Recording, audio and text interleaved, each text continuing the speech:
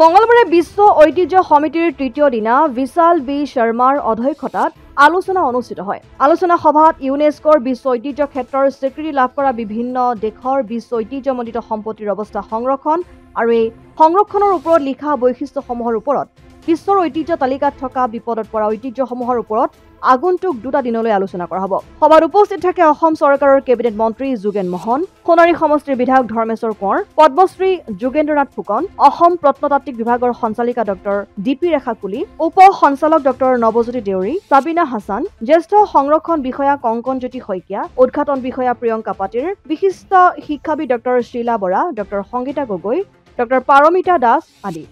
মথুৰাপুৰৰ পৰা ইছলাম আহমেদৰ report, Asom Aditya. NKS হুণ্ডাইলৈ স্বাগতম।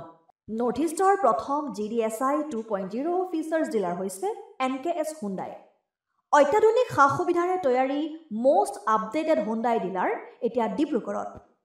আমাৰ NKS হুণ্ডাই ডিলাৰত open sales consulted room, customer ৰুমৰ লগতে পুৰণি গাড়ীৰ এক্সচেঞ্জ ফেচিলিটিও ৰখা হৈছে। ইয়াত চেলছৰ লগতে ছাৰ্ভিচ ছেক্টৰৰ সুন্দৰ সুবিধা আছে। প্ৰয়োজনীয় সকলো এডভান্স টুলছ, হুইল বেলেন্সিং, এলাইনমেণ্টৰ অত্যাধুনিক machine, post hydraulic lift, fully trained মেন পাৱাৰৰ লগতে nitrogen gas filling facility, fully automatic car washer ফেচিলিটিও আছে। লগতে NKS হুণ্ডাই ডিলাৰে কাষ্টমাৰসকলৰ সুবিধাৰ্থে মোবাইল ছাৰ্ভিচ ভেনৰো ব্যৱস্থা ৰাখিছে, য'ত হাইড্ৰলিক লিফ্ট, ৱাছিং facility, wheel balancing, tyre pressure check কৰাৰ লগতে বহুখিনি সুবিধাই উপলব্ধ আছে। NKS হুণ্ডাইলৈ আহক আৰু সুবিধাসমূহ গ্ৰহণ কৰক।